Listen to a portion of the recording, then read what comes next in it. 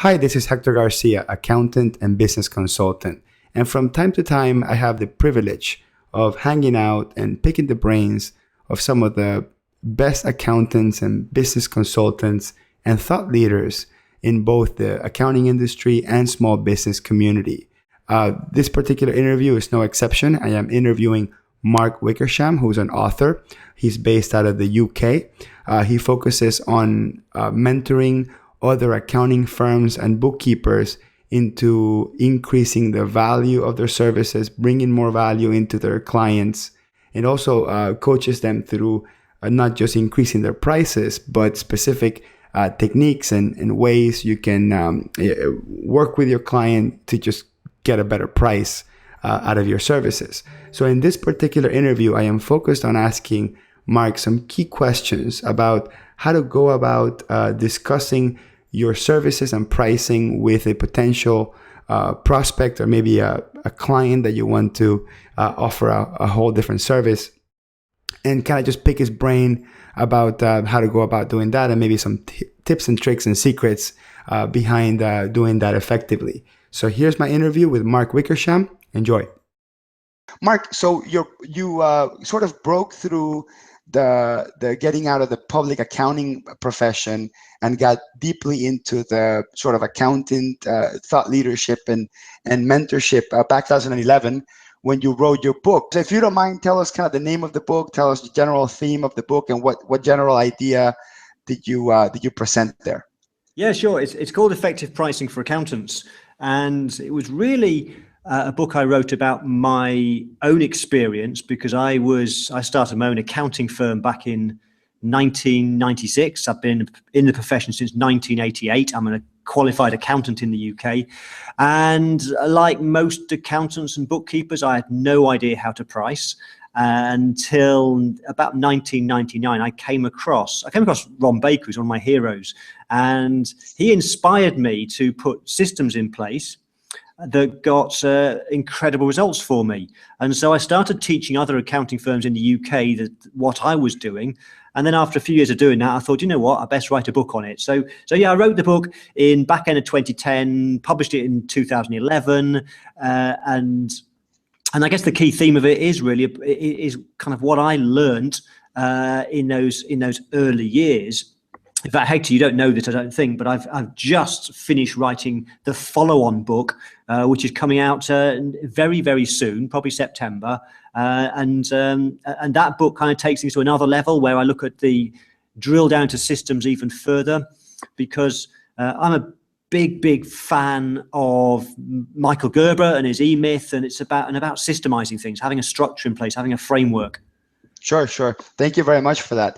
If you don't mind, I want to ask you some key questions I've had myself when implementing value pricing for my own firm and my own sort of experiences, and some of the people that I've worked with along the way, people that have asked for my advice, or maybe other accountants that I've been there training them on QuickBooks or something like that, where they've had maybe some difficulties kind of implementing value pricing. So we very often, in almost every conference I go to, most thought leaders and books being written about the profession out there are focusing more on delivering value rather than charging for your time. So that's, most people kind of know that, and we're not going to get too much into the theory behind that.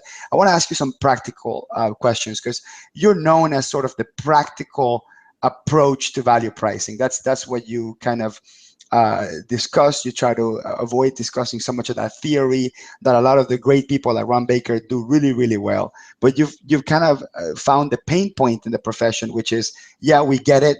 We want to go to value pricing. We want to charge more, provide more value, but we don't know how to do it. I think that's the challenge is figuring out how to do it, right? So I want to ask you some key questions that, again, sure, challenges I had, questions that were asked to me via email. But a few people asked me, hey, when you talk to Mark, can you ask him this? So I'm going to go ahead and get started, okay? Yeah, sure. Okay, so question number one. Often at times, new prospects ask for pricing upfront during the first interaction. They ask questions like, how much do you charge and what's your hourly rate? What's the best way to take control of the conversation at this point? Yeah, great question. And yes, that often comes very early in the conversation. It's what I call the price question. And my advice is that you should never, ever answer the price question with the price, because the whole thing about value pricing is we have to first build the value. And until the client understands what we can do for them, we're not ready to give the price. So if they were to say, for example, how much do you charge? I would answer that with a kind of a standard response. And I would go back to something I teach quite a bit, that whenever people buy anything in life, there's two things that they want. They first of all want complete certainty. They want certainty over what they get and the price, and they want choice. So knowing that, we can twist that to our advantage and effectively put off the pricing question. So when they say, how much do you charge? I would say something like, that's a great question. And interestingly, we've been told by many of our clients in research that we've done over the years that they actually hate the way that the accountants and bookkeepers traditionally charge historically, which is pricing based on the hour. And what they've said to us is that they hate that because they have no idea what the end bill will be until the job's done, which means they can't plan, they can't budget. And actually, we hate it too. It seems completely fair that we should give a fixed price up front.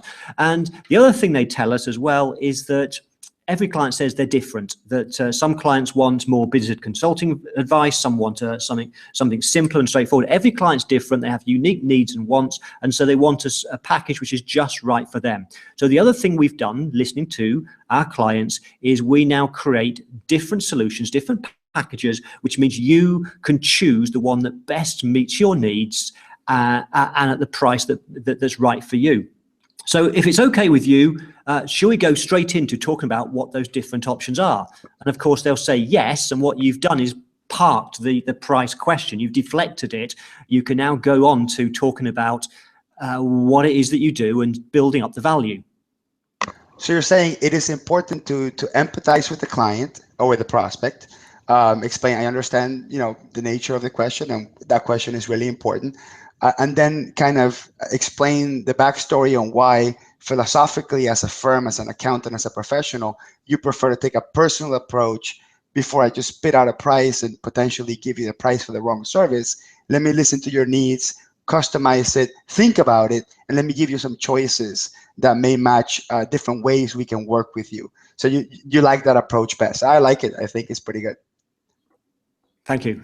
Now, what happens if, is it different if you get that question via email? For example, I do a lot of YouTube videos. I get tons of emails. I would say 2 or 3 a day, people saying, my books are a mess. I need you to help me. How much do you charge? They literally say that. So is it different via email if you get like a website referral or something via email?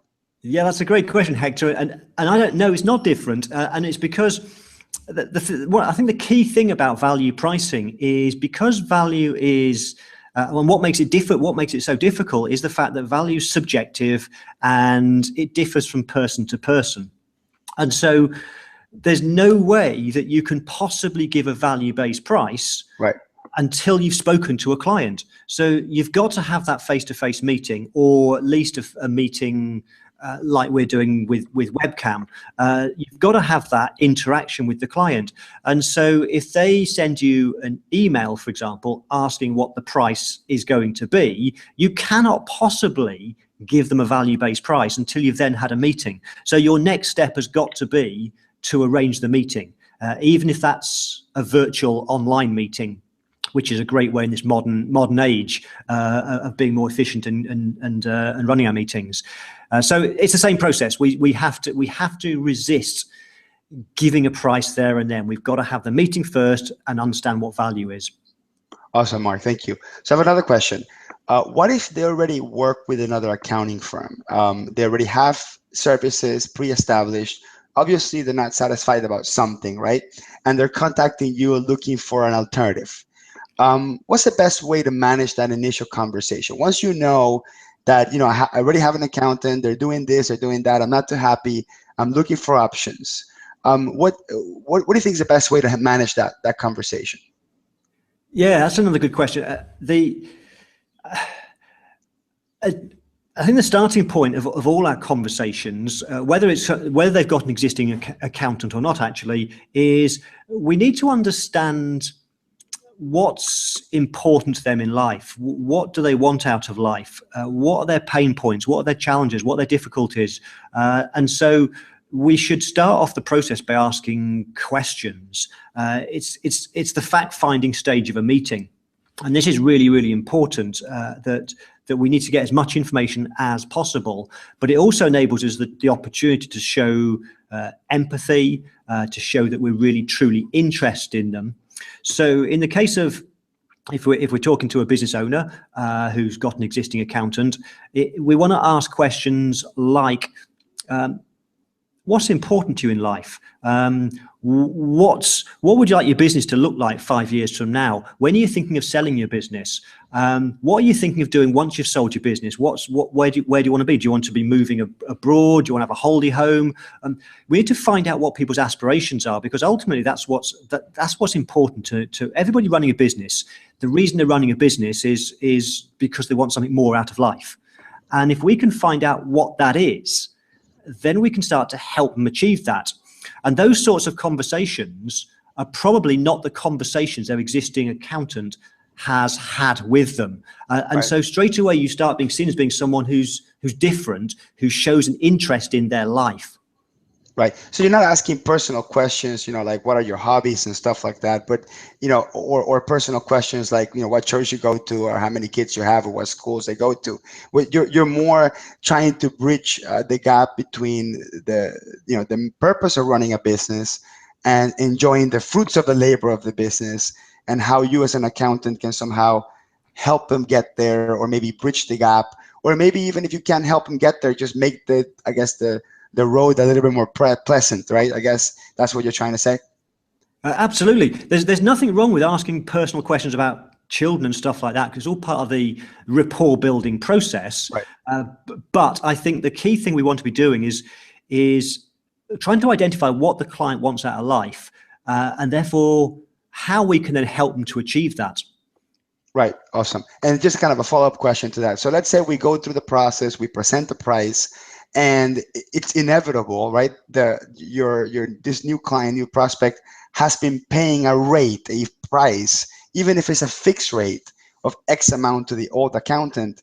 Now, all of a sudden, you are obviously providing more value, offering additional services, but your price is going to be different, hopefully higher, right? Because if they weren't unhappy before, they should pay more to get more, right? Unless the other accountant was somehow, scamming them out of their money or something like that, which is not very common in our profession, thank God. But so what is the best way to sort of manage that? Oh, that's a lot higher than my old accountant. That question again. We're trying to just get out of you what are the best tips and how to manage those specific questions, that wording, that sort of thing. Yeah. Well, actually, even a step before that is. The problem, I think, in the accounting profession and the bookkeeping profession is because historically we don't know how to price, and we have this assumption that clients are price sensitive. They only care about the price. And so historically we've always tried to be competitive and try to keep our rates similar to the firm down the road. And the trouble is, because we're all doing that, we're all just undercutting each other, and we're all working way too hard for not enough money. That's the state of the profession. Most accountants and bookkeepers are way too cheap. And so we have to kind of recognize that the reality is the right sort of clients, when they understand the value, that they want more. I hear so often clients say, do you know what, my accountant or my bookkeeper's rubbish. They never give me advice. They just crunch the numbers. They never give the advice. Well, that's because the accountant or the bookkeeper's too cheap. They're doing the bare minimum, the bare essentials of doing what they've been asked to do, but actually there's more that we can do. We can give more advice, but to enable us to do that, we have to give ourselves some space. We have to give ourselves some budget by charging the right sort of price in the first place. And so we have to recognize that actually most clients, most ambitious business owners, they do want more. And so we have to make sure that we offer them that more stuff. And I find time and time again that when that's done the right way, I hear dozens of stories, dozens just in the last year, of firms who have got prices of 50% higher, double the price, three times, 4 times is quite common. Just the other day, I had a story from a bookkeeper. He got 7 times the price. And you'd be thinking, oh, that's got to be impossible. Why a client would never pay 4, 5, 6, 7 times the price? Well, they probably will if it's the right sort of client. But we kind of assume, falsely, we assume that they only care about the price. And so we have to be competitive. And yet when we do more, when we explain that better, we can get much, much better prices. So we have to change our mindset. We have to recognize that it's not about being cheap. It's about focusing on the value. And so more often than not, you'll get a nice surprise. You'll deliver your price. And as long as you've got a system and you deliver with confidence, more often than not, the client will just accept because they want more. Most clients want more. So what happens if they do say, though, that's a bit expensive, for example, which I think was the question you asked.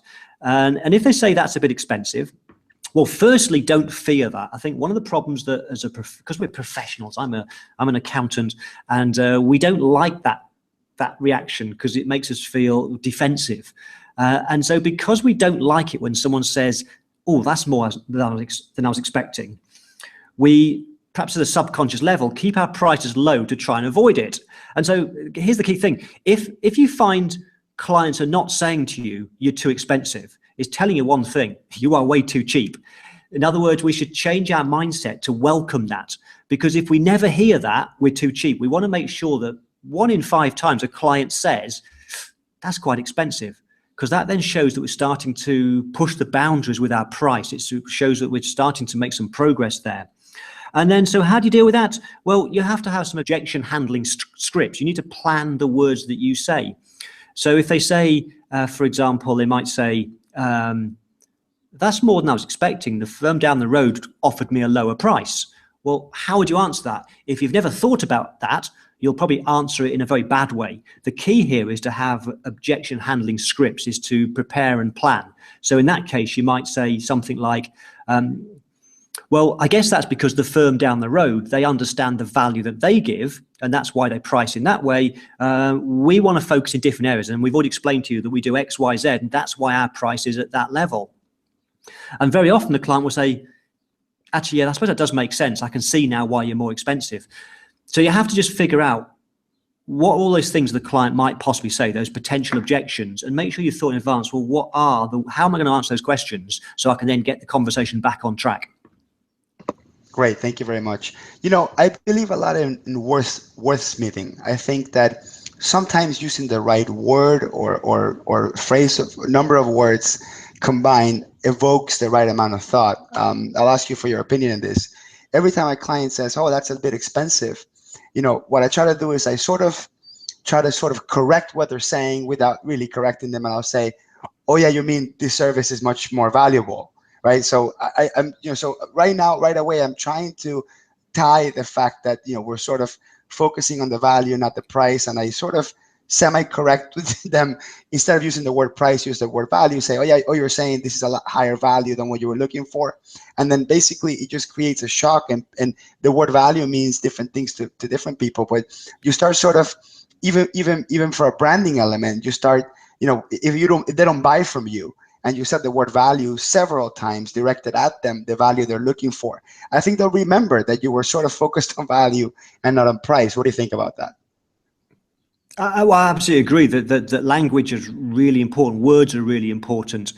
We have to get the language absolutely right, because pricing is all about marketing. Pricing is one of the 4 P's of marketing. So we have to use a lot of the things that we learn in marketing when we're communicating value.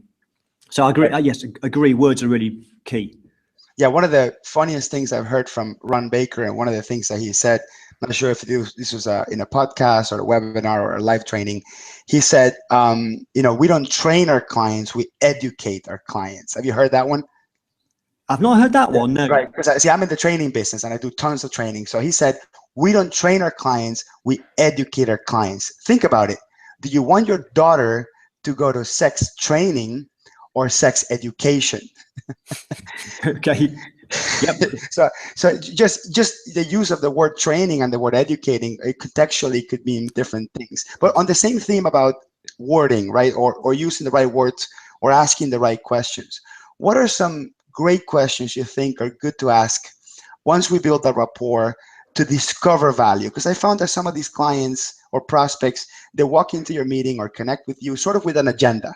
They're like, I need to find out if this new accountant is going to be able to do X, Y, and Z, is going to be able to keep me compliant, and how much they're going to charge me, right? So they walk in with an agenda of what they want to ask you, what they want to know, and finally, are they going to pay what they want to pay? So I find it difficult sometimes when they have this agenda, they wall up, of what are the key questions to ask to sort of break them from that mindset and start discussing what's valuable to them. So, that's what Ron Baker and the VeraSage Institute, they discuss the concept of the value conversation. So what are some key questions that allows me to move into that value conversation or extract or information from their clients about what's valuable to them? Yeah, okay. Well, that's great. When we think about value, it can be lots of different things. So sometimes value is helping the client make more money, make more profit, improve their cash flow. It could be things like security, reducing risk. It could be about saving time. So we need to kind of explore all those different avenues. So here's just a few questions off the top of my head. You could ask a great question I like is what keeps you awake at night? And that gets them thinking about all the worries and the things that go wrong in their business. And it could be things like, well, we're worried about having the IRS come round. And so that's straight away you're thinking, okay, well, if that's really important to them, then if we can do some stuff that gives them peace of mind, that gives them peace of mind around the fact they're reporting their numbers correctly and so on, that will help them to sleep at night. Another great question might be, in fact, here's my favorite question. When I was back running my accounting firm, which was way back in the late 1990s, a question that I asked every time I saw a potential new client was, so tell me, what at the moment are your top 3 challenges in business? And whilst I get different answers, those answers will always be from a pool of about 5 or 6 of the same sorts of things. So if I ask the question, what are your top 3 challenges in life, in business, I'd often get things like, oh, that's a good question. I'll tell you what, I really struggle to get new customers, or I really struggle to get my team of people, my employees motivated, or I can't find great people, or I find I'm working too many hours. And so you start to get what happens, that starts to open up the conversation. They start to tell you about the things that they find difficult, challenging in life. And most of those things we can help with. So if they're saying that their challenges around, for example, they're always struggling against their overdraft facilities. They're always having struggle with money and paying the payroll at the end of every month. Well, they've got cash flow issues. Right, what can we do to help with their cash flow? And there's tons of things that we can do. And so by asking that question, we start to get a good picture of what's making life difficult for them and where they are currently. What are their biggest pain points? Is it cash flow? Is it profitability? Is it because they can't manage people?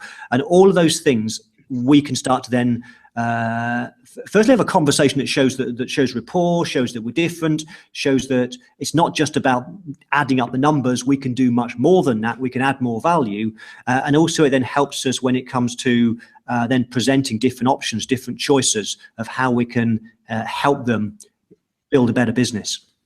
Right. I actually have a client who's an HR consultant. He's sort of a productivity consultant. What he does is he goes to businesses and makes sure that their employees are happy and they're being productive and they understand their goals, and then that they have an education program, that they have that they're having retention, et cetera, et cetera. And every time I have a meeting with him, he turns around and asks me questions, right, to try to discover things about my business. So some of the questions that he's asked me, it just made me really think about stuff that I started to even implement these questions in my own prospects. So these are non-accounting questions, like one of the questions that I just love the way he asked it. He says, who is your key employee? In other words, if you had the capacity to take one person and clone them over and over and over through the growth of your business, who would that be? And then I'll stop to think, who my key employee is. And then after I say it, he'll ask, why? And then, you know what? I wasn't prepared. I didn't walk into that meeting ready to answer that. So it does allow me to like kind of think and stop. And then once I start listing who the key employee is, and then answering the why questions or the why answers, he starts discovering what my pain points are without asking me who my pain points are. It's really interesting how you say, well, you know, John is my key employee because when I go on vacation, I can rely on that person to hold down the house. And they also have this, you know, specialized knowledge, and they know this, and I trust them to do this and that. So you start, so through that questions like that, you get information about who they trust and why, what they value, you know, what, even in terms of work ethic, from the employees, what they value, and in terms of training and knowledge, you know, what do they know? What does that key employee know that makes them the key employee? And then you start thinking, well, you know, is any of that knowledge gap that's across all the other employees related somehow with accounting? Like, for example, you know, this person's really good at scanning documents, scans them right away, puts them on the folder. You start thinking, you know what, maybe this is a skill set that we should promote throughout the entire organization to help the accounting work more smoothly. And then, you know, and then through that answer, it turns into something that you weren't even thinking about doing. And you, all of a sudden, you're consulting on better document management that ultimately affects the accounting. So I found that even questions beyond accounting and cash flow and profitability tend to evoke those type of conversations. The other thing is, you know, the other question that they likes me asking is, what risks are involved with running your business? Just an open question like that. What risks are involved in running your business? And people discuss all sorts of things. You know, well, I have the risk if you talk to a doctor, right? I have the risk that I may kill the patient. You know, if you talk to a lawyer, well, I have the risk that I lose the case and I won't get paid. If you speak to an architect, well, I risk that if I calculated something wrong, the building may fall down. So the interesting thing about the risk questions is you can ask what keeps you up at night without asking what keeps you up at night. Because I found that so for some people, that question is a little bit too much for the first meeting. I don't know. I mean, here in America, you know, it may take a little longer to build rapport for you to ask something as personal, what keeps you up at night. I mean, we're assuming that we have the rapport already, I guess, right? Sure, yeah, and yeah, I get that that we have to ask questions that we're comfortable with. So if it's what keeps you up at night, a better faster question might be, what are the things that you worry about most in business? Yeah. But you gave them some great examples there. I love the one of the HR company. I used to do, when I was running my accounting firm, I started doing a lot of business consulting work. And one of the things I learned early on in my journey of learning how to do business consulting is it's all about asking great questions. And I came across a phrase once, I love it. It was the quality of the answers is directly dependent on the quality of the questions. Right. If you ask great questions, you get great answers. And right, that's what a great consultant does. A great consultant asks great questions. The client will come up with the answers, but they need you as a facilitator to ask those questions to help them find the answers. Right. Right. And the very best question he's asked me, and I never said this in public, but I'll do it during this conversation. I think it'll be interesting. The very best question, which I think is sort of the home run when having these conversations, is I asked the business owner, if you were to win a 2-week vacation to Tahiti, no phone, no internet, no laptop, could you go out with your wife and family, whatever, and or husband, right? And take a 2-week vacation, and when you come back, the business is exactly as you left it, no chaos, and you truly enjoyed your vacation. Could that actually happen? And I tell you, man, when I ask those questions, it makes everybody just pull back their chair and go, huh? You know, because you think about it, you know, how dependent the business is on this business owner. And as an accountant and more as a consultant that educates business owners and their staff, my biggest goal is making sure that we systemize everything so that everybody knows what they're supposed to do, when they're supposed to do it, when they're supposed to do it by. And this is way beyond accounting in some cases. So I think that question, sometimes you'll know when the right time to ask. When you ask that question, you will have all sorts of really interesting answers. And I found very little people that said, yep, absolutely, I can go on vacation and XYZ person will hold down the fort. You know what? If that ever happens, that XYZ person is the person you should be interviewing, not the business owner. Because I found that that's the key person that actually runs the business, not the owner itself. So sometimes you're sort of stuck in the dead end talking to the business owner that doesn't really manage most of the business, just manages sort of the executive portion. But that person may have been a key person to be in that meeting, or be maybe the next conversation to have, because you're going to extract a lot more valuable information from that person. Sure. Yeah. I have another question.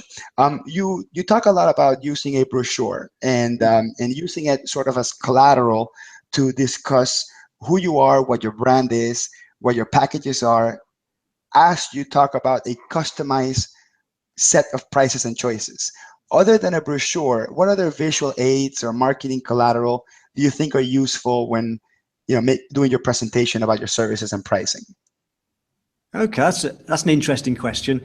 And yeah, I certainly am a big fan of having a professional brochure for a whole host of reasons. It becomes your structure, your system for building up and demonstrating value. But what else could you use?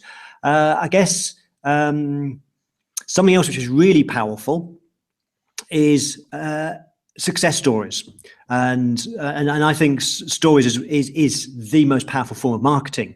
In other words, if in a conversation, let's say you're talking to an ambitious business owner, you've asked those great questions about what they worry about, what their key challenges, and they've started to explain what they'd love to do with their business and so on, and the problems they've had along the way. If you've got a story of one of your existing clients who's been through the same situation, but you've done some stuff with them and they've got great results, you want to share that story because that is just so powerful. If you can then say to the client, well, it's interesting you should say that, because we were working with another engineering business in the local area and they said the same thing to us 3 years ago, and we've been doing some work with them. And actually, let me show you something. And at this point, what you would do is, if you've got that story on interview, if you videoed them, turn your laptop up and play the video. Or it may be that you've got that as a written case study and you just run through it with them. The great thing about a case study is, a number of things. It inspires people when somebody who's going through a difficult time in their business, and then you tell them a story of somebody else who's just like them. And they've suddenly broken through that, and they're now they've increased their profitability. They're now taking holidays and whatever, and you can, through that story, explain some of the things that they've done to get that result. That business owner is starting to think, what, that's interesting. That's where we want to be. Sounds like that's what we've got to do. And did you say you were the accountant that was helping them to get that? And so suddenly they want to work with you because you've demonstrated through other stories that you can do this stuff. So I think that stories is really, really powerful. And so every accountant and bookkeeper should be systematically collecting those stories. And another thing that's useful as well is software is always really, really powerful. We should always try to demonstrate wherever possible, and particularly with numbers, because we're the numbers experts. There's nobody else in society that understands business numbers better than accountants and bookkeepers. So using our skills with numbers, that we can demonstrate stuff. So for example, I once created a software tool which you could easily create in Excel, which is a what if analysis, which would you'd simply just put in the business model in terms of what's the client's sales, what's their cost of sales, what's their profit, gross profit margin, what's their fixed cost, what's their net profit, for example. And then you could start to look at some what if analysis. What would happen to their business in terms of their profit if they could increase their number of customers by 10%? What if they could increase their prices by 10% and didn't lose any customers? What impact would that have? And so, because we've got these skills with numbers, we could ask the client questions. They could tell us what might possibly happen. We could put them into the software or into an Excel spreadsheet, and we could show them what impact that would have on the bottom line profit. And I used to do this years ago when I was doing business consulting work. And I'd find regularly that for a business you give them a few ideas about ways that they could perhaps grow their business, get some more customers, improve their pricing, and they might say, yeah, we could improve 5% there, and we can get 10% there, we can get 10% there. And what's interesting is when you understand the maths behind the scenes, which most business owners have no idea, you can make some small changes in areas of the business and find the effect on bottom line profit can be sometimes to double, triple, quadruple their income. And so when you've got as a prop, if you like, on a big screen, a piece of software, an Excel spreadsheet, and you're showing this what if analysis, that impresses people. And when you can walk them through the numbers and show them how they could increase their profit from $50,000 to $500,000, they're thinking, crikey, could I really get that? We need to talk more. When can we meet again? So anything that you can use to demonstrate your skills, your expertise, your track record, and back it up with stories, then you'll be the professional that they want to work with. I want to ask you two questions, and I'll sort of ask them back to back so you can just finish that completely. So okay. One is, what are some non-traditional ways we can add value? Not just to the business being served, but to the relationship. So what are some non-traditional ways? So not like, well, we'll have your books in time by the end of the month, or we'll have your sales taxes done, every month. And what are some non-traditional, non-accounting sort of ways that we can also add value? Yeah, so two things are springing to mind as you were saying that. Firstly, it's about going back. We've talked about it before, but what do they want out of life? Because yes, traditionally, the profession has been about the compliance work. So we focus on what we can do to make them compliant. But we've got to change anyway, because as you know, Hector, cloud accounting's changing the landscape completely. It's automating much of what we do. So as a profession, we have got to change. We've got to start adding more value.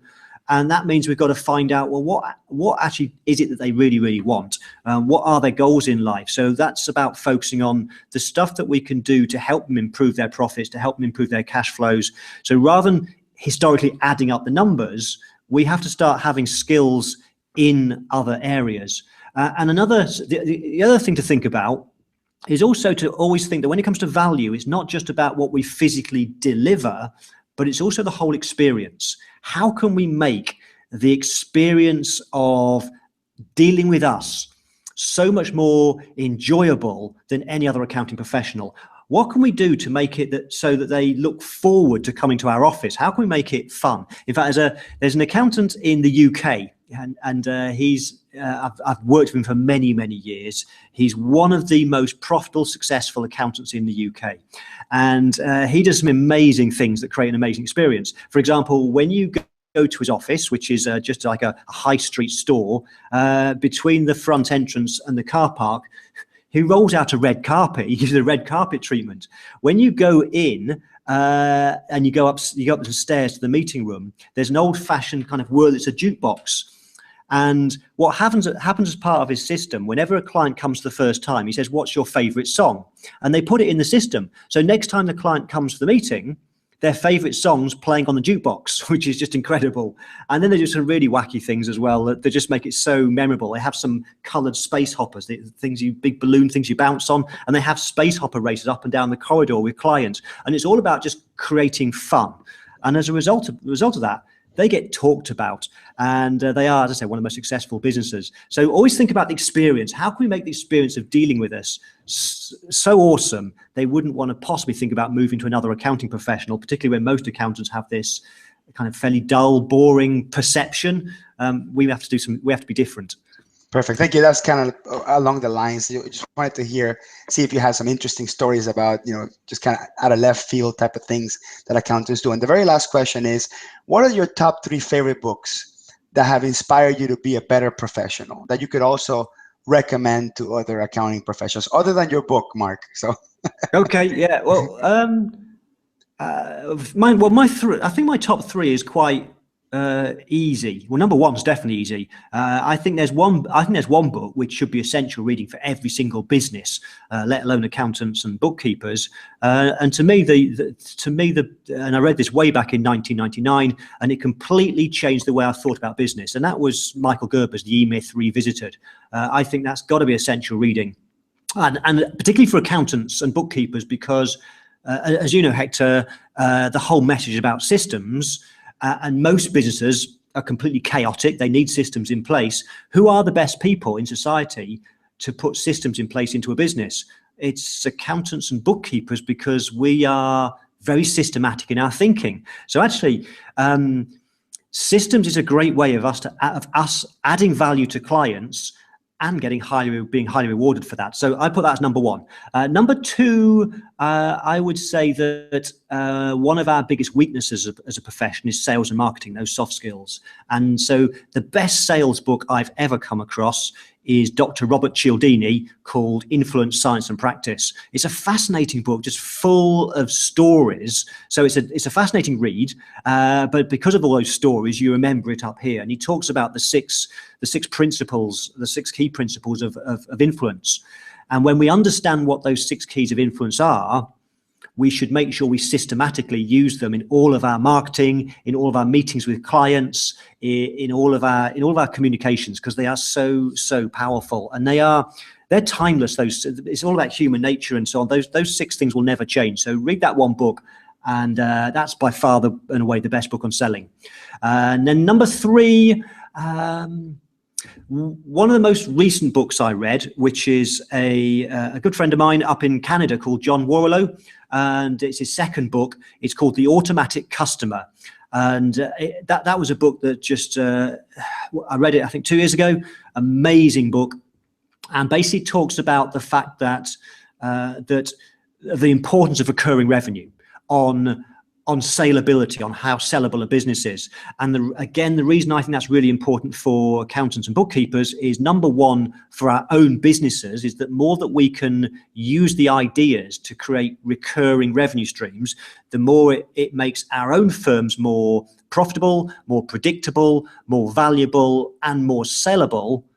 But also because we're advising clients on the same issues, all that stuff, when we start advising clients around those issues, then we become really, really valuable. So that's my 3rd favorite book. Perfect, Mark. Thank you very much. So in a nutshell, Mark is an author. He wrote the book that we talked about, Effective Pricing for Accounting Professionals. You're working on a new book called what's the name of the new book that's coming out in a few months? Well, funnily enough, you actually said it earlier by accident, I think. You said Mark's known for his practical approach to value pricing. And that's almost certainly the title. It's a kind of a working title, but I will probably run with that title. Okay, perfect. So Practical Approach to Value Pricing or something like that, coming out in September, October of 2016. Yep. You also have a software you developed to help people kind of build the pricing and their packages right there in front of their clients, and that's called Cloud Pricing. Pricinginthe.cloud.com. And you also have a mentoring program here in the US. I believe you're going to mentor up to 150 accountants in your group, US accountants, all about value pricing and adding value and presenting packages. So Mark, I recommend anyone who likes the stuff that Mark has to say and his content to contact him. What are some ways that people can contact you or learn more about what you do? Okay, well, the easiest way to contact me is just connect on LinkedIn. So I'm a big fan of LinkedIn. If you connect on LinkedIn, what I then do is, first I'll accept the connection request. And secondly, every time someone connects me on LinkedIn, I send a standard message out with some links to a whole bunch of free stuff. So that's the first way. Second way, feel free to friend me on Facebook or like my Facebook page. I'm easy to find there as well. So social media is pretty good. And then if you've got questions for me, send me an email. When we're connected on LinkedIn, you'll get my email address. You can email me. Okay. All right. Perfect. Mark, thank you very much for joining me on this interview. I have another 10 questions to ask you. Maybe we can set up another time. And thank you very much for joining me. And you have an awesome day. And you. Thank you, Hector. Goodbye for now.